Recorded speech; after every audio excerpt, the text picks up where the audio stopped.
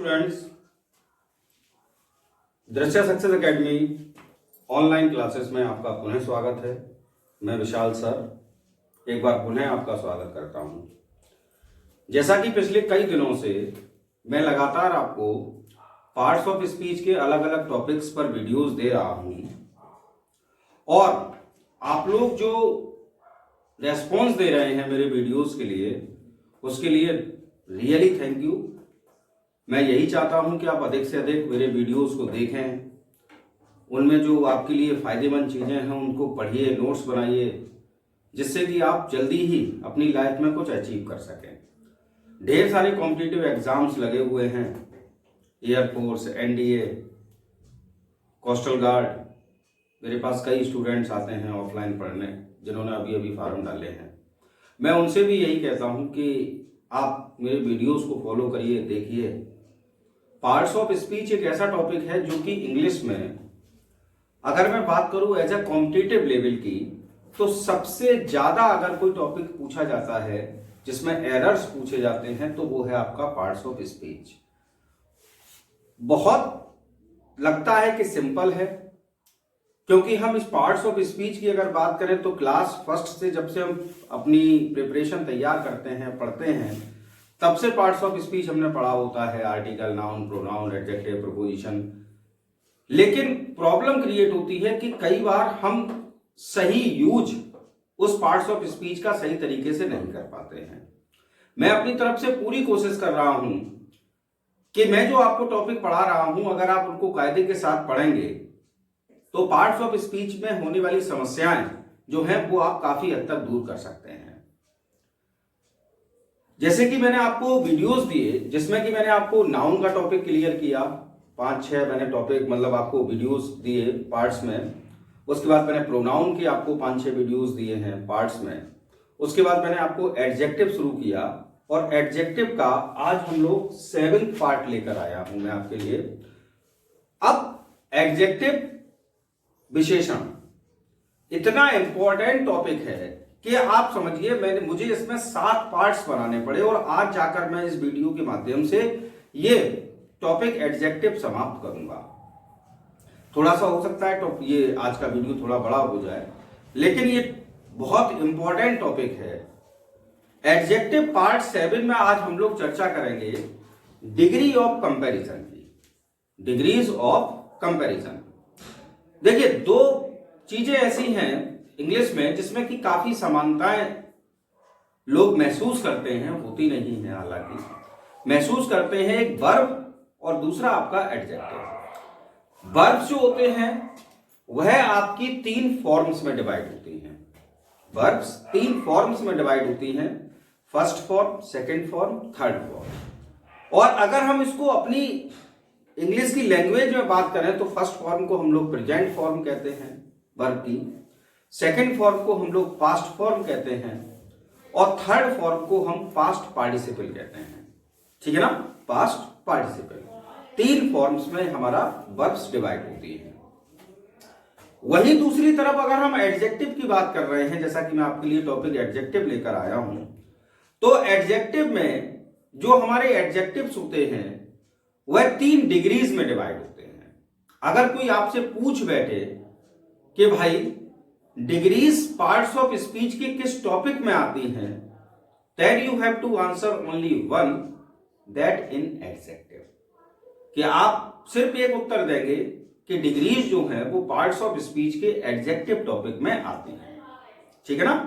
अब जब हम डिग्रीज की बात करते हैं तो डिग्रीज हमारी 3 होती हैं, पॉजिटिव डिग्री, कॉम्परेटिव डिग्री और सुपरलेटिव डिग्री।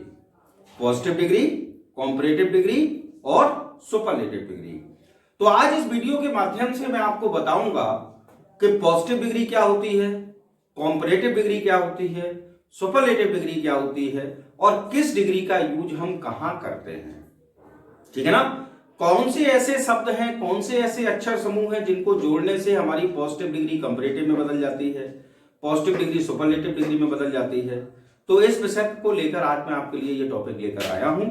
तो आज let's start adjective part 7, degree of comparison. तो डिग्री ऑफ कंपैरिजन की जब मैं बात कर रहा हूं तो अभी जैसा कि मैंने बोला कि अगर हम बात करें डिग्रीज की तो कुल मिलाकर एडजेक्टिव में 3 डिग्रीज होती हैं, positive degree, comparative degree, superlative degree. कितनी डिग्रीज होती हैं आपकी? 3 डिग्रीज होती हैं, पॉजिटिव, कॉम्परेटिव और सुपरलेटिव। सबसे पहले हम शुरू करते हैं पॉजिटिव डिग्री। पॉजिटिव डिग्री के लिए लिखा है जब किसी एडजेक्टिव का यूज किसी मनुष्य, वस्तु, पदार्थ के सामान्य गुण, अवस्था आदि का बोध कराने के लिए होता है तो वह एडजेक्टिव पॉजिटिव डिग्री में होता है। कहने का तात्पर्य, जब कभी भी कोई भी एडजेक्टिव किसी भी व्यक्ति, किसी भी वस्तु, किसी भी पदार्थ के सामान्य गुण या अवस्था को व्यक्त करे, काय को? सामान्य गुण या अवस्था को व्यक्त करे तो वह पॉजिटिव डिग्री के अंतर्गत आएगा। आप ऐसा कह सकते हैं, इसको इतना लंबा चौड़ा ना करते हुए, कि जो हमारा एडजेक्टिव होता है उसकी जो बेसिक फॉर्म होती है, एडजेक्टिव की बेसिक फॉर्म जो होती है वही आपकी पॉजिटिव डिग्री होती है। एडजेक्टिव की बेसिक फॉर्म क्या होती है? पॉजिटिव डिग्री होती है। और इसका प्रयोग जो है वह किसी व्यक्ति, वस्तु, पदार्थ, जानवर, यानी कि आप कह सकते हैं लिविंग और नॉन लिविंग, दोनों के किसी गुण, अवस्था, दोष को मात्र व्यक्त करने के लिए किया जाता है। ठीक है ना? मात्र व्यक्त करने के लिए, ध्यान रखिए इस बात को। पॉजिटिव डिग्री का प्रयोग किसी व्यक्ति, वस्तु, पदार्थ, जानवर के किसी गुण, अवस्था, दोष को मात्र व्यक्त करने के लिए किया जाता है। जैसे कि मैं आपके सामने एग्जांपल लिखूं, Ram is a wise boy. Ram एक बुद्धिमान लड़का है। Ram is a wise boy. अब राम हमारा हो गया नाउन, ठीक है ना साहब? ए जो हो गई हमारी एक्सुलरी वर्ब यानी कि हेल्पिंग वर्ब। ए हो गया हमारा इंडेफिनिट आर्टिकल। वाइज जो है वो हमारा क्या हो गया? एडजेक्टिव। और बॉय हमारा फिर से हो गया noun, common noun. Is it clear? Ram एक बुद्धिमान लड़का है, तो यहां मैंने राम की मात्र एक गुण का बखान किया, गुण को मात्र व्यक्त किया है कि राम एक बुद्धिमान लड़का है। इसलिए यहां एडजेक्टिव की कौन सी डिग्री आई साहब? Positive degree. मैंने शॉर्ट में इसको पीडी लिख दिया है, पॉजिटिव डिग्री आई। एक और एग्जांपल हम लोग लेते हैं, जैसे कि सीमा इज ए टॉल गर्ल। सीमा एक लंबी लड़की है। तो इस सेंटेंस में मैंने सीमा की ना तो किसी से कंपैरिजन की, ना कुछ किया, बस सिर्फ और सिर्फ सीमा के एक गुण को दर्शा दिया कि सीमा एक लंबी लड़की है। तो चूंकि यहां टॉल शब्द जो है, और मैं दूसरी बात मैंने अभी क्या कही थी? बेसिक फॉर्म एडजेक्टिव की। एडजेक्टिव की बेसिक फॉर्म कौन सी डिग्री होगी? पॉजिटिव। तो वाइज बेसिक फॉर्म है, टॉल बेसिक फॉर्म है, और ये भी आपकी कौन सी डिग्री हो गई? पॉजिटिव डिग्री, क्योंकि मैंने इस पॉजिटिव डिग्री के माध्यम से सीमा के गुण को व्यक्त किया है। ठीक? अब एक तो पॉजिटिव डिग्री का प्रयोग ये हो गया कि जब हमें किसी व्यक्ति, वस्तु, किसी पदार्थ के किसी गुण, अवस्था, दोष को व्यक्त करना होता है, मात्र व्यक्त करना होता है, तब हम पॉजिटिव डिग्री का यूज करते हैं। लेकिन पॉजिटिव डिग्री का एक और प्रयोग होता है। पॉजिटिव डिग्री का एक यूज और होता है। वो दूसरा यूज क्या है वो समझिए। जब किन्हीं दो व्यक्तियों, ध्यान सुनिएगा, जब किन्हीं दो व्यक्तियों, वस्तुओं, पदार्थों के किसी गुण या अवस्था में समानता व्यक्त करनी हो। जब किन्हीं दो व्यक्तियों, ये ध्यान रखना साहब, दो से अधिक के लिए नहीं, सिर्फ दो। जब किन्हीं दो व्यक्तियों, वस्तुओं, पदार्थों के किसी गुण या अवस्था में समानता व्यक्त करनी हो तो भी पॉजिटिव डिग्री का यूज होता है। ठीक है ना। एक तो मैंने पहला बता दिया कि मात्र गुण या दोष को किसी व्यक्ति के वस्तु के सिर्फ व्यक्त करना हो तब पॉजिटिव डिग्री। दूसरा यूज ये है कि जब व्यक्ति, वस्तु, पदार्थ, जानवर, इनकी संख्या कितनी हो, 2, ध्यान रखिएगा 2, और उनके किसी गुण, उनकी किसी अवस्था में हमें क्या व्यक्त करनी हो, समानता। इस बात को भी विशेष ध्यान रखें, क्या व्यक्त करनी हो, समानता। तो हम काय का प्रयोग करते हैं, पॉजिटिव डिग्री का यूज करते हैं। ऐसे में क्या होता है, पॉजिटिव डिग्री से पहले, पॉजिटिव डिग्री जो यूज होगी उससे पहले क्या आएगा, एज या सो। क्या आएगा, एज या सो, और बाद में क्या आएगा, सिर्फ एज। ठीक है ना। एक बार फिर हमारे साथ मैं बोलता हूं, जरा ध्यान से सुनिएगा। पॉजिटिव डिग्री का दूसरा प्रयोग यह होता है कि जब हमें किन्हीं दो व्यक्ति, किन्हीं दो वस्तु, किन्हीं दो पदार्थों या किन्हीं दो जानवरों के किसी गुण या अवस्था में समानता व्यक्त करनी होती है। ध्यान समझिए, दो और समानता, दो के बीच क्या करनी होती है, समानता व्यक्त करनी होती है, तब भी पॉजिटिव डिग्री का यूज होता है। और ऐसी स्थिति में पॉजिटिव डिग्री के शब्द से पहले सो या एस और बाद में काय का प्रयोग होता है, एस का यूज होता है। फिलहाल इसकी रिपोर्ट लीजिए आप। अब जैसा कि अभी मैंने आपको बोला कि पॉजिटिव डिग्री का प्रयोग जो है वो उसका दूसरा यूज ये होता है कि जब किन्हीं दो व्यक्ति, वस्तु या पदार्थ या जानवर के किसी गुण, दोष, अवस्था में हमें क्या व्यक्त करनी हो, समानता। तो दो चीजें याद रखिए, पहले तो दो के बीच और दूसरी क्या, समानता व्यक्त करनी हो, तब काय का यूज करेंगे, पॉजिटिव डिग्री का। और ऐसी स्थिति में क्या होता है, पॉजिटिव डिग्री से पहले सो या एज और बाद में काय का यूज होता है, एज का। तो अब जरा देखिए, मैंने एग्जांपल लिखे हैं आपके लिए। Ram is as wise as Shyam. Ram is as wise as Shyam. तो यहां मैंने देखिए वाइज शब्द लिखा पुनः, और वाइज से पहले मैंने क्या लगाया, एज, बाद में भी क्या लगाया, एज। तो आपको पहचानने के लिए दोनों चीजें हैं, एक तो राम और श्याम कितने हो गए, 2। दूसरी बात, एडजेक्टिव अपनी किस फॉर्म में है, बेसिक फॉर्म में, यानी मूल रूप में है। बेसिक फॉर्म का मतलब क्या हुआ, मूल रूप में है। और दोनों से, और क्या है, मूल रूप से पहले एज और बाद में भी काय का प्रयोग हुआ है, एज का। तो इस आधार पर आप पहचान भी सकते हैं कि यह सेंटेंस कौन सी डिग्री का है, पॉजिटिव डिग्री। कई बार कंफ्यूज होने करने के लिए वो सेंटेंस लिख देते हैं और आपसे पूछते हैं एग्जाम में कि find out which degree is used in this sentence, positive, comparative, superlative. Is it clear. तो आंसर होगा पॉजिटिव डिग्री। इसी प्रकार से मैंने दूसरा लिखा, Seema is as tall as Reema. तो यहां मैंने बेसिक वर्ड क्या लिखा, टॉल। टॉल क्या है, बेसिक वर्ड है, बेसिक एडजेक्टिव है, और उससे पहले और बाद में मैंने क्या लगा दिया, एज। तो ठीक है, और बात किसके बीच हुई, दो के बीच। ठीक है, यही मैं समझा रहा हूं लगातार। तो ये भी कौन सी डिग्री हो गई, पॉजिटिव डिग्री। अब यहां मैंने 2 नोट और आपके लिए लिखे हैं, क्योंकि मैंने दोनों एग्जाम्पल में सिर्फ एज का यूज किया। तो आपके मन में यह सवाल आया होगा कि सर तो कह रहे थे सो या एज पहले और बाद में एज आता है।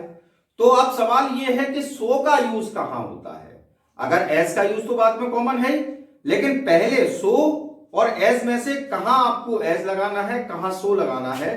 तो देखिए मैं आपको बता दूं, एज का प्रयोग आप हर प्रकार के वाक्य में कर सकते हैं, वाक्य अफर्मेटिव हो, नेगेटिव हो, जो भी हो, ठीक। लेकिन अगर हम बात करते हैं सो की, तो सो के लिए मैंने लिखा, सो का यूज नेगेटिव सेंटेंसेस में उपयुक्त माना जाता है। यानी कि यदि आपकी इच्छा पॉजिटिव डिग्री से पहले सो लगाने की है तो सेंटेंस आपका कैसा होना चाहिए, नेगेटिव होना चाहिए। और साथ ही साथ एक और ध्यान रखें, अगर मान लीजिए सेंटेंस नेगेटिव ना भी हो तो अगर एडजेक्टिव कोई ऐसा दे रखा है जो कि नेगेटिविटी शो करता हो, नकारात्मकता शो करता हो, तब भी आप सो का प्रयोग कर सकते हैं। लेकिन फिलहाल आप इतना ध्यान रखिए कि सेंटेंस यदि नेगेटिव होगा तो सो का यूज जो है वो ज्यादा उपयुक्त माना जाता है।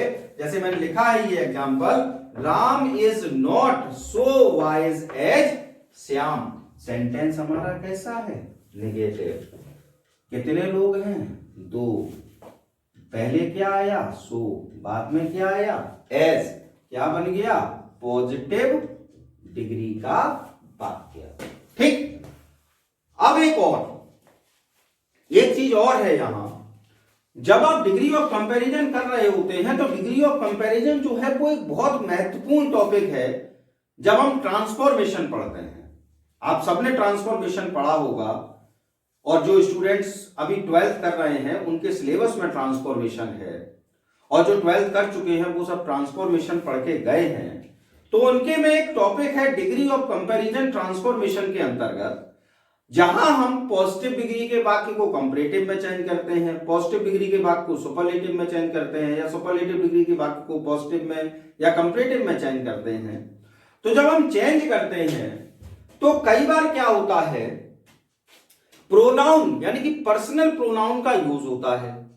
अब सवाल यह होता है कि पर्सनल प्रोनाउन जो है, जब आपने पॉजिटिव डिग्री का यूज किया, मान लीजिए आई का आपने यूज किया, और आई अगर ऑब्जेक्ट के रूप में यूज हो रहा है तो पर्सनल प्रोनाउन आई है तो आई नॉमिनेटिव केस है, ऑब्जेक्ट के रूप में यूज होगा तो मी हो जाएगा। और अगर मी लिखा है, अगर उसका सब्जेक्टिव नॉमिनेटिव केस में यूज करेंगे तो आई हो जाएगा। ठीक, ये तो नियम हम सबको पता है। लेकिन यहां एक महत्वपूर्ण बात है, इसलिए मैंने ये नोट लिखा। वो नोट ये है, एज के बाद, क्योंकि पॉजिटिव डिग्री बिना एज के तो चलेगी ही नहीं, लास्ट में एज आना ही है। पॉजिटिव डिग्री से पहले सो या एज, और बाद में तो एज कंपलसरी आना ही है। तो मैंने लिखा है एज के बाद पर्सनल प्रोनाउन नॉमिनेटिव केस में यूज होता है साहब। एज के बाद personal pronoun I, we, you, he, she, it और दे, ये सब क्या है, पर्सनल प्रोनाउन। तो अगर वाक्य में एज का यूज हुआ है, पॉजिटिव डिग्री आई है, तो पॉजिटिव डिग्री के बाद अगर आपको पर्सनल प्रोनाउन यूज करना है तो वो नॉमिनेटिव केस के रूप में यूज होगा, ना कि ऑब्जेक्टिव केस के रूप में। जैसे कि मैंने सेंटेंस लिखा है, Ram is as tall as me. Ram is as tall as me, यहां मैंने क्या कर दिया भाई, पर्सनल प्रोनाउन आई का ऑब्जेक्ट लगा दिया। यहां मैंने क्या लिखा, पर्सनल प्रोनाउन किस रूप में यूज होगा, नॉमिनेटिव केस के रूप में। यानी कि ये सेंटेंस हमारा कैसा है, गलत। तो सही सेंटेंस क्या बनेगा, Ram is as tall as I. Ram is as tall as I बनेगा, ना कि मी। ये बहुत कंफ्यूज करता है ये नियम साहब, इसलिए मैंने जरूर समझा इसको कि मैं आपको समझाऊं। प्लीज स्क्रीनशॉट लीजिए। अब आती है आपकी दूसरी डिग्री। पॉजिटिव डिग्री आपको आई होप समझ में आ गई होगी, जैसे मैंने समझाया आपको। समानता व्यक्त करने के लिए पॉजिटिव डिग्री का यूज होता है, और जो हमारा कोई अगर व्यक्ति, वस्तु, पदार्थ है तो उसके मात्र गुण या दोष को व्यक्त करने के लिए पॉजिटिव डिग्री का यूज होता है। अब कंपैरेटिव डिग्री की बात करते हैं। जब किसी एडजेक्टिव का यूज, ध्यान सुनिए, जब किसी एडजेक्टिव का यूज दो व्यक्तियों, वस्तुओं या पदार्थों के बीच तुलना करने के लिए किया जाता है। कंपैरेटिव डिग्री में शब्द आता है कंपेयर, और कंपेयर को हम क्या कहते हैं, तुलना।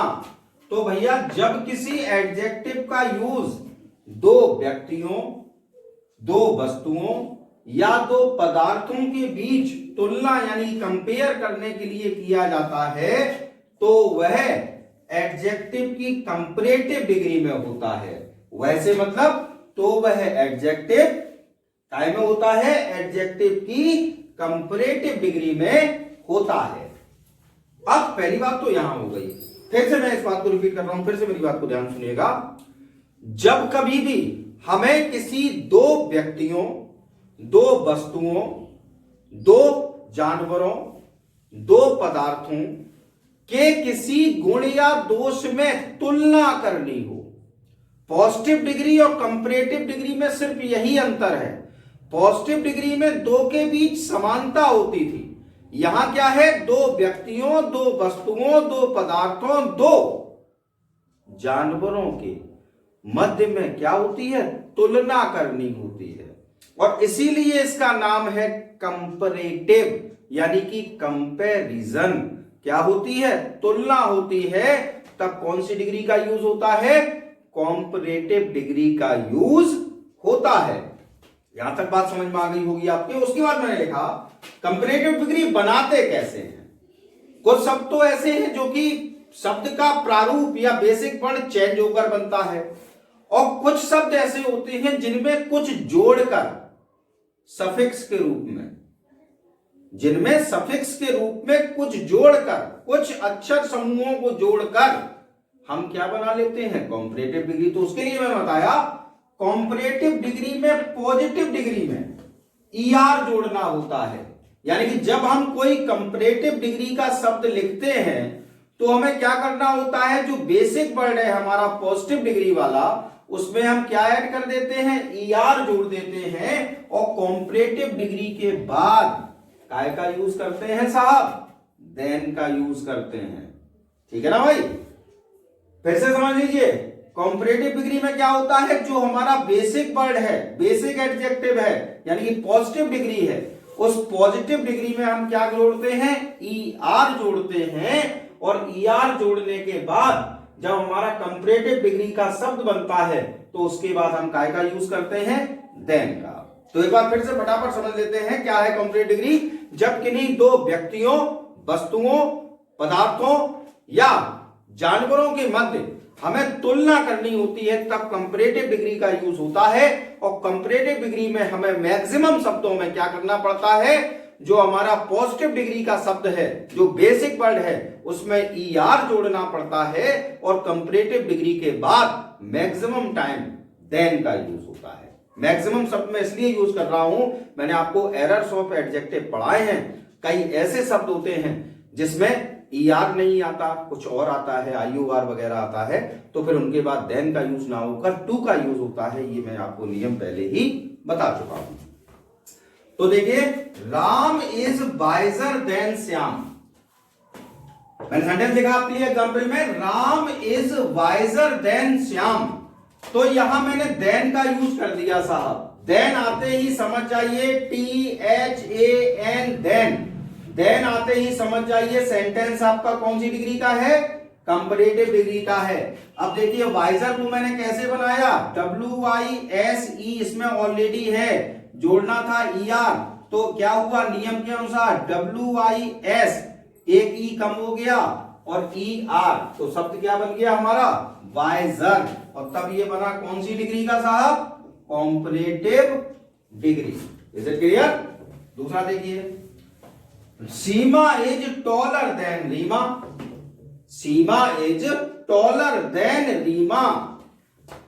सीमा एक, रीमा एक, कितनी हो गए, दो। पहले वाक्य में राम एक, श्याम एक, कितने हो गए, दो। तुलना कितने के बीच होनी है, दो के बीच।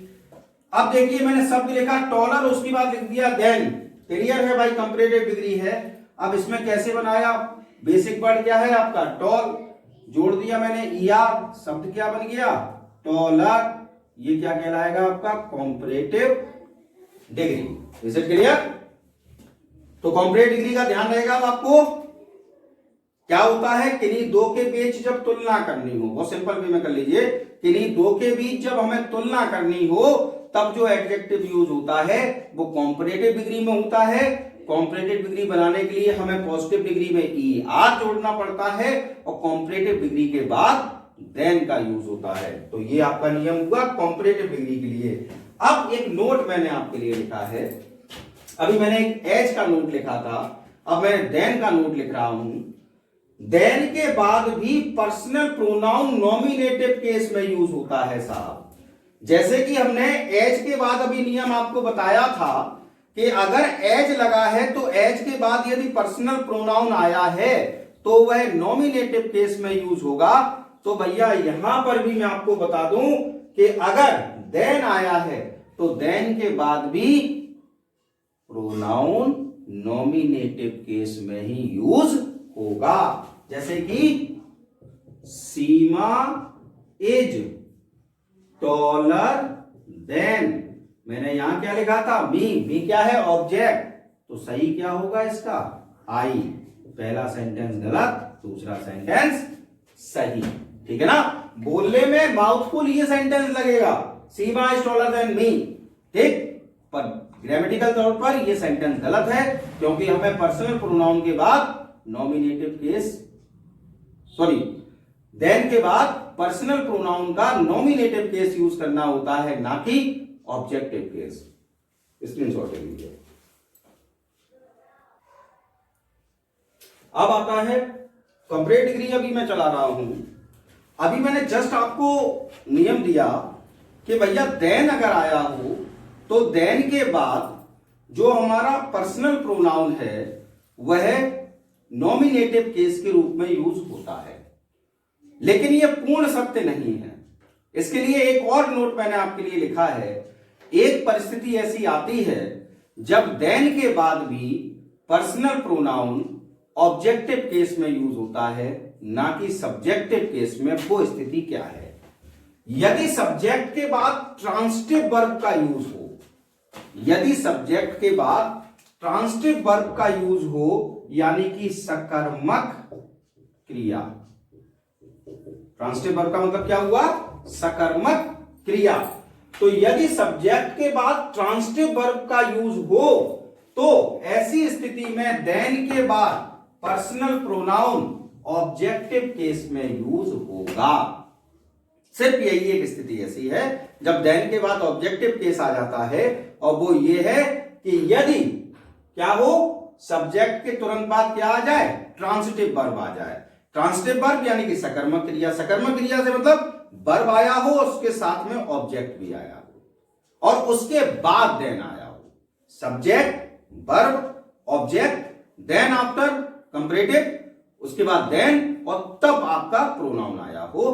तब हम क्या करेंगे, नॉमिनेटिव केस का यूज ना करके ऑब्जेक्टिव केस का यूज करेंगे। जैसे you love him more than I. You love him more than I, subject क्या है, यू, लव क्या हो गई, वर्ब, और तुरंत उसके बाद क्या लिखा है, हिम, यानी कि ऑब्जेक्ट भी साथ में आ गया। तो ये कौन सी वर्ब हो गई भैया, ट्रांसिटिव वर्ब। अब उसके बाद क्या आया है, मोर, मोर के बाद क्या आया, देन, फिर मैंने लिख दिया आई। भैया यही गलती हो गई, you love him more then, अब आई नहीं बल्कि मी का यूज होगा। क्लियर? अब आता है दूसरा नोट मैंने लिखा, कंपैरेटिव डिग्री बनाने के लिए एडजेक्टिव से पहले मोर भी जोड़ा जाता है। अभी मैंने बताया था कि बेसिक वर्ड में मैक्सिमम टाइम ईआर जोड़कर हम क्या बना लेते हैं, कंपैरेटिव डिग्री। ठीक, लेकिन कई शब्द ऐसे हैं, कई एडजेक्टिव ऐसे हैं जिनमें क्या होता है, ईआर नहीं जुड़ता, बल्कि उनसे पहले मोर, हाँ साहब, मोर के साथ साथ एक और भी शब्द आता है, और वो है आपका लेस। जी हां, मोर और लेस, यानी कि अधिकता दर्शानी हो तो आप मोर का यूज करते हैं, और यदि आपको कम दर्शाना हो तो लेस का यूज करते हैं एडजेक्टिव से पहले कंपैरेटिव डिग्री बनाने के लिए। अच्छा, अब सवाल यह उठता है कि मोर और लेस आखिरकार किन एडजेक्टिव से पहले लगाए जाते हैं? तो भैया देखो, एक तो बोलचाल की भाषा में यदि मैं आपको सिखाऊं, क्योंकि मेरा वीडियो बहुत लंबा हो रहा है, मैं ज्यादा लंबा वीडियो नहीं दे सकता, तो मैं आपको बस इतना बताऊंगा कि ऐसे शब्द जिनको बोलते समय आपको यह ध्वनि स्पष्ट हो जाए कि वे शब्द दो शब्दों से मिलकर बने हैं, वे एडजेक्टिव दो शब्दों से मिलकर बने हैं, तो आप उन एडजेक्टिव से पहले मोर या लेस का यूज करेंगे, ना कि ER उनमें जोड़ेंगे। Is it clear? जैसे कि मैं शब्द बोल रहा हूं ब्यूटीफुल, अब आप इसको बोलिए ब्यूटी और फुल, दो अलग अलग शब्द हो गए, इसलिए इसमें क्या लगाया? मोर। अब मैं बोल रहा हूं हैंडसम, हैंड और सम, तब क्या लगाया? मोर। यहां लेस ब्यूटीफुल भी हो सकता है, लेस हैंडसम भी हो सकता है, अकॉर्डिंग टू सब्जेक्ट, जैसा sorry according to the sense of the sentence, जैसा आपका सेंटेंस हो। फिर मैंने लिखा मोर डिफिकल्ट। अब डिफिकल्ट में आप कहेंगे सर इसमें तो दो अलग अलग शब्द नहीं है, तो इसलिए मैंने एक शब्द आपके लिए ऐसा लिखा, और ये होता है सिलेबल पर आधारित। काय पर आधारित? सिलेबल्स पर आधारित। सिलेबल्स का मतलब आप इतना समझ लीजिए कि जब हम किसी वोवेल साउंड को तीव्र आवाज में बोलते हैं, किसी शब्द को बोलने के लिए, या repetition of two consonant at a time, यानी कि ये दो कॉन्सोनेंट, दो व्यंजन का एक साथ जब यूज हो जाता है, तब भी हम उसको क्या कहते हैं? तब भी हम क्या कहते हैं? सिलेबल। या किसी भी कॉन्सोनेंट को बोलने के लिए जब हम दीर्घ आवाज उत्पन्न करते हैं, तब भी वो क्या कहलाता है? सिलेबल। अब जैसे कि डिफिकल्ट मैंने शब्द लिखा, तो इस डिफिकल्ट में दो बार एफ आया है लगातार, DIFFICULT, ठीक, और उसके बाद आई लिखा है। अब जब हम इसको बोलते हैं तो बोलेंगे डिफी, यानी कि बड़ी की मात्रा। तो जब बड़ी की मात्रा हमने बोली, इसलिए इसमें काय का प्रयोग हुआ? सिलेबल का यूज हुआ, और इसलिए मैंने मोर का यूज किया। ठीक है ना? सिलेबल के लिए एक बहुत ही महत्वपूर्ण टॉपिक है सिलेबल, तो मैं आपको पूरा एक वीडियो बनाऊंगा, अच्छा सा सिलेबल समझाऊंगा कि आखिरकार सिलेबल्स क्या होते हैं। फिलहाल आप ये समझिए कि बे शब्द, बे एडजेक्टिव, जो कि कम से कम दो शब्दों से मिलकर बने होते हैं, उनसे पहले मोर या लेस आता है, या बे शब्द जिसमें बे एडजेक्टिव जिनमें सिलेबल्स का यूज होता है, उनसे पहले मोर का या लेस का यूज किया जाता है। स्क्रीनशॉट ले लीजिए। अब लास्ट आता है आपका डिग्री में सुपरलेटिव डिग्री। ठीक है ना भाई?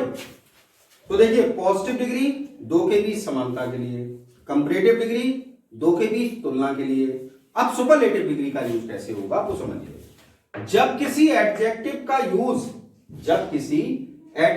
का यूज दो या दो से अधिक, सॉरी दो नहीं, जब किसी एडजेक्टिव का यूज दो से अधिक, कम से कम दो से अधिक, चाहे भले तीन ही क्यों ना हो, तो दो से अधिक व्यक्तियों, वस्तुओं एवं पदार्थों में तुलना करने के लिए।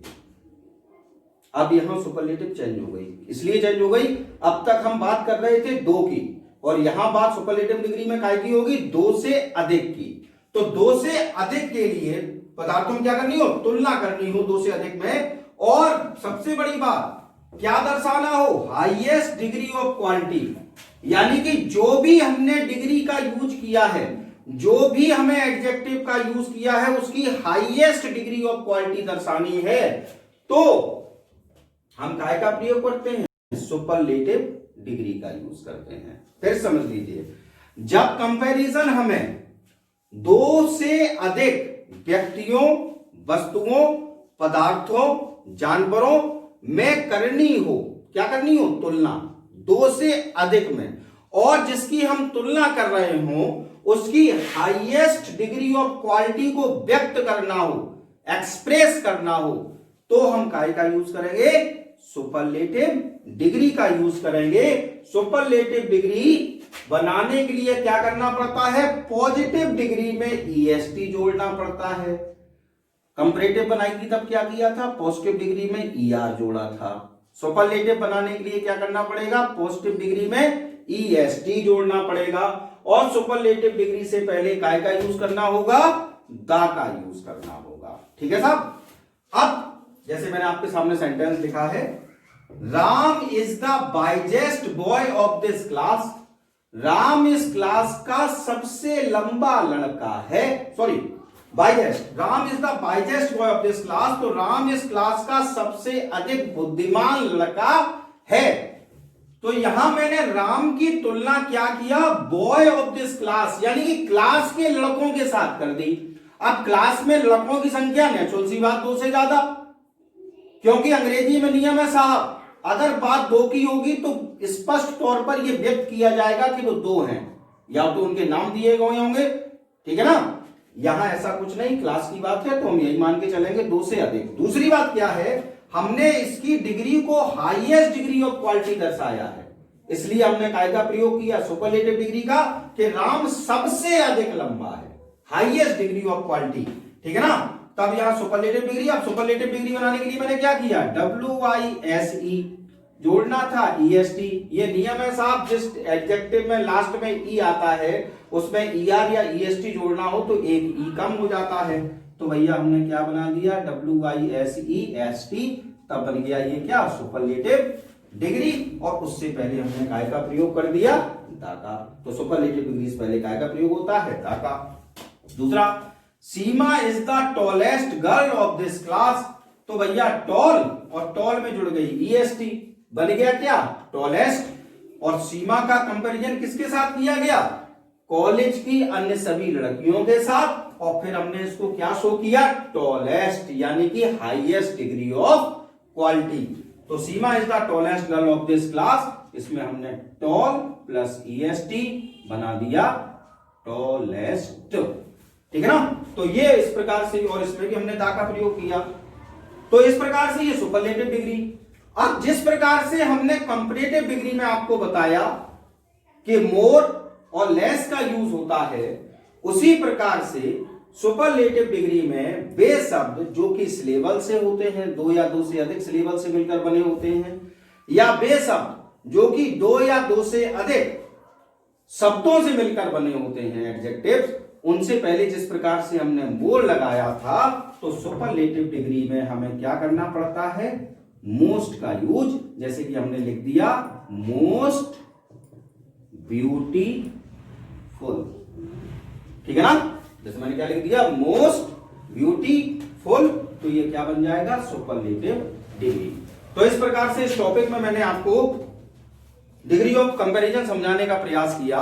तीनों आपको डिग्री समझाई, पॉजिटिव, कंपैरेटिव, सुपरलेटिव। और मैं आशा करता हूं कि यदि आप इस मेरे वीडियो को पूरा शुरू से लेकर अंत तक देखेंगे तो अब आप डिग्रीज में कभी कंफ्यूज नहीं होंगे और आप हमेशा सही तरीके से डिग्रीज का यूज कर पाएंगे।